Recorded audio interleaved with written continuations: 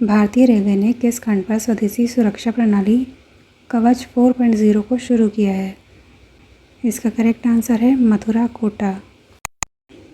भारतीय रेलवे ने मथुरा कोटा सेक्शन पर कवच 4.0 का सफल संचालन किया।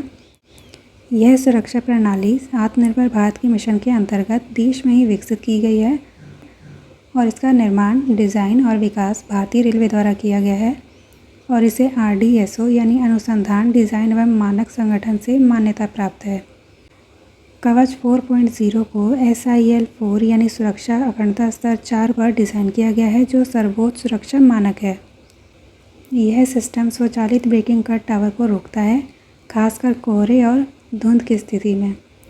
लोको पायलट को सिग्नल देखने के लिए बाहर झाँकने की अब ज़रूरत नहीं होगी और सारी जानकारी कैबिन डैशबोर्ड पर ही मिल सकेगी।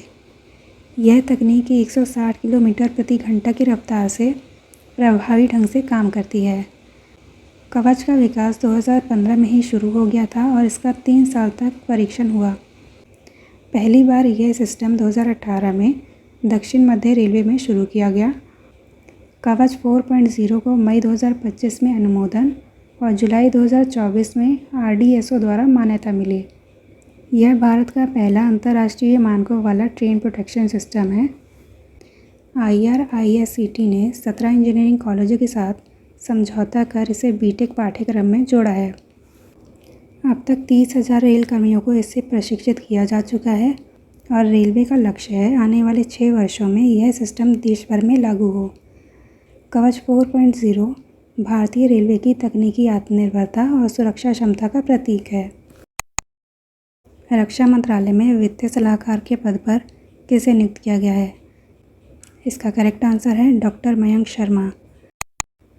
डॉक्टर मयंक शर्मा को रक्षा सेवा में वित्तीय सलाहकार के पद पर नियुक्त किया गया है।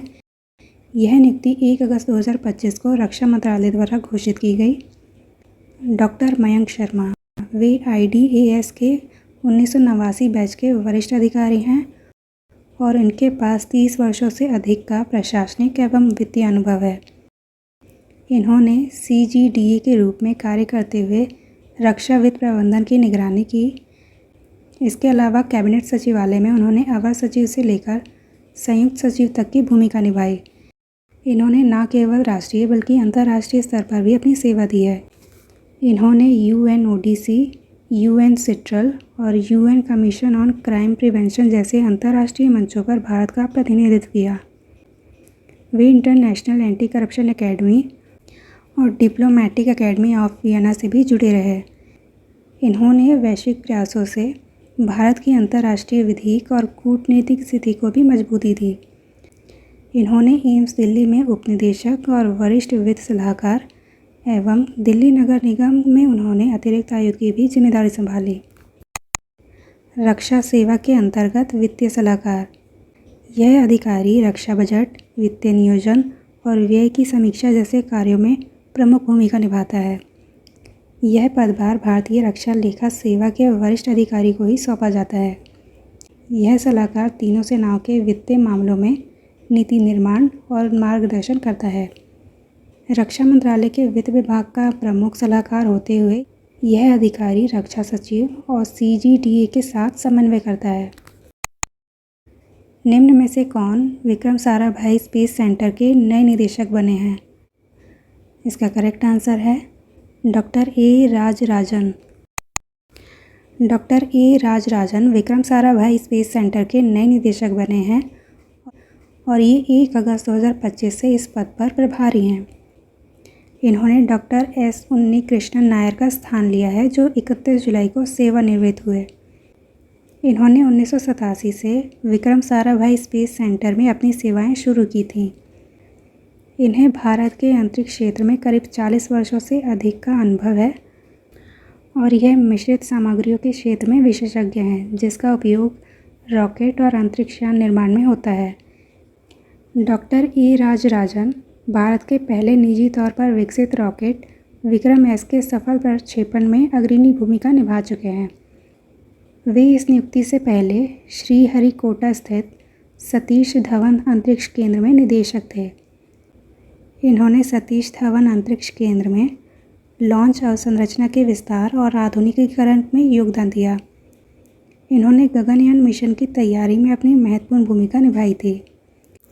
SSLV यानी स्मॉल सैटेलाइट लॉन्च व्हीकल के लिए विशेष लॉन्च पैड का निर्माण भी इनकी देखरेख में हुआ। इन्होंने इसरो की नई अंतरिक्ष नीति के तहत सरकारी और निजी दोनों अभियानों के लिए संसाधन योजना का भी मार्गदर्शन किया।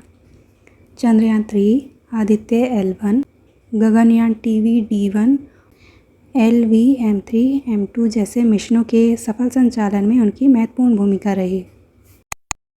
विक्रम साराभाई अंतरिक्ष केंद्र, इसकी स्थापना 1963 में की गई और यह तिरुवनंतपुरम, केरल में है। यह इसरो का प्रमुख केंद्र है जो प्रक्षेपण यानों के डिज़ाइन और विकास में कार्यरत है। PSLV, GSLV और SSLV जैसे रॉकेट यहीं पर विकसित किए गए हैं। यह केंद्र संरचनात्मक डिज़ाइन, प्रणोदन, एरोडायनामिक्स और सामग्री विज्ञान जैसे क्षेत्रों में अग्रणी है। इस अंतरिक्ष केंद्र का नाम डॉक्टर विक्रम साराभाई के नाम पर नामित किया गया है। स्थलरूद्ध विकासशील देशों पर तीसरे संयुक्त राष्ट्र सम्मेलन की मेज़बानी कौन सा देश करेगा? इसका करेक्ट आंसर है तुर्कमेनिस्तान। स्थलरूद्ध विकासशील देशों पर तीसरे संयुक्त राष्ट्र सम्मेलन की मेज़बानी तुर्कमेनिस्तान करेगा। इसका आयोजन अवाजा, तुर्कमेनिस्तान में 5 से 8 अगस्त 2025 तक चलेगा। इस सम्मेलन का फोकस साझेदारी के जरिए विकास में तेजी विषय पर आधारित होगा। इसका उद्देश्य है स्थलरूद्ध देशों की अनूठी चुनौतियों का समाधान निकालना और सहयोग को बढ़ावा देना। इन देशों को महंगे व्यापार शुल्क और लंबे ट्रांजिट समय जैसी बाधाओं का सामना करना पड़ता है। ये चुनौतियां इन देशों के आर्थिक और सामाजिक विकास में रुकावट पैदा करती हैं। इस सम्मेलन में रणनीतिक साझेदारी बनाकर समाधान खोजने और इन देशों की क्षमता उजागर करने पर जोर दिया जाएगा। भौगोलिक अलगाव और बाज़ारों से दूरी इन देशों को वैश्वीकरण से जुड़ने में अड़चन बनते हैं। स्थलबद्ध विकासशील देशों के सम्मेलन का दूसरा संस्करण 2014 में किया गया था, जिसमें 2014 से 2024 के लिए 1 दशक की कार्य योजना तय की गई थी। इस योजना के तहत 6 प्राथमिक क्षेत्रों को चिन्हित किया गया था, जिनमें शामिल है ट्रांजिट नीति, बुनियादी ढांचा, व्यापार, क्षेत्रीय सहयोग, आर्थिक संरचनात्मक बदलाव और कार्यान्वयन के उपाय। यह सम्मेलन पहले जून 2024 में होना था, लेकिन किन्हीं कारणों से यह टाल दिया गया। अब इसे अगस्त 2025 में आयोजित किया जाएगा। निम्नलिखित में से किस राज्य में भारत का पहला आर्टिफिशियल इंटेलिजेंस आधारित आंगनवाड़ी केंद्र शुरू किया गया है? इसका करेक्ट आंसर है महाराष्ट्र।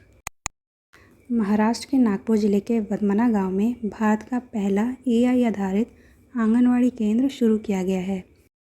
इस केंद्र का उद्घाटन मुख्यमंत्री देवेंद्र फडणवीस ने किया और यह पायलट प्रोजेक्ट मिशन बाल भवारी के तहत शुरू किया गया है। इस केंद्र में AI dashboard, virtual reality headset और इंटरैक्टिव डिजिटल कंटेंट जैसी आधुनिक तकनीकें मिलेंगी। इस केंद्र पर छोटे बच्चों को टेक आधारित रोचक और अनुभवात्मक कक्षा माहौल मिलेगा। यह पहल ग्रामीण बच्चों को शहरी स्कूलों जैसे डिजिटल सुविधाएं देने की दिशा में एक महत्वपूर्ण कदम है। बच्चों को अब कविताएं, गीत और पाठ्यक्रम सामग्री VR और AI से सिखाई जाएंगी। AI युक्त सिस्टम से कक्षा प्रबंधन और व्यक्तिगत शिक्षण की गुणवत्ता बेहतर हुई है। आंगनवाड़ी कार्यकर्ताओं को स्मार्ट तकनीक के प्रयोग का विशेष प्रशिक्षण दिया गया है। नागपुर जिला परिषद ने 40 और AI सक्षम आंगनवाड़ियों की योजना घोषित की है। इस पहल का उद्देश्य है ग्रामीण शहरी शिक्षा में तकनीकी असमानता को खत्म करना और तकनीक के उपयोग से बच्चों की रचनात्मक भागीदारी और सीखने की रुचि को बढ़ाना है। सक्षम निवेशक अभियान किस मंत्रालय के अंतर्गत संचालित किया जा रहा है? इसका करेक्ट आंसर है कॉरपोरेट मामलों का मंत्रालय। सक्षम निवेशक अभियान कॉरपोरेट मामलों के मंत्रालय के तहत निवेशक शिक्षा और संरक्षण कोष प्राधिकरण द्वारा शुरू किया गया है। यह 100 दिवसीय मुहिम 28 जुलाई से 6 नवंबर 2025 तक चलाई जाएगी। इसका उद्देश्य है लंबे समय से अटके अनक्लेम्ड लाभांश से जुड़े मामलों का समाधान करना, साथ ही KYC और नामांकन जानकारी को अपडेट कराने में निवेशकों की सहायता करना, कंपनियों द्वारा लाभांश की सीधी और सही निवेशक तक पहुंच सुनिश्चित करना, समय रहते कार्रवाई करने से शेयर IEPFA को ट्रांसफ़र होने से बचाए जा सकते हैं, भौतिक शेयर रखने वालों को डिजिटल प्रणाली में लाने हेतु जागरूक करना और शेयर धारकों से उनके अंतिम ज्ञात पते पर संपर्क कर जागरूकता बढ़ाना। शेयरों का डीमैटेरियलाइजेशन और KYC अद्यतन अभियान का हिस्सा है। IEPFA इससे पहले निवेशक दीदी, निवेशक पंचायत, निवेशक शिविर जैसी पहले चला चुका है। यह अभियान निवेशकों को डिजिटल, सुरक्षित और जागरूक निवेश की दिशा में प्रेरित करता है। जुलाई 2025 में डाक विभाग और AMFI ने KYC प्रक्रिया आसान बनाने के लिए साझेदारी की। FAO द्वारा जारी वैश्विक खाद्य असुरक्षा सूची 2025 में खाद्य असुरक्षा से सबसे अधिक प्रभावित देश कौन है? इसका करेक्ट आंसर है अफ़गानिस्तान। FAO द्वारा जारी वैश्विक खाद्य असुरक्षा सूची 2025 में खाद्य असुरक्षा से सबसे अधिक प्रभावित देश अफ़गानिस्तान है।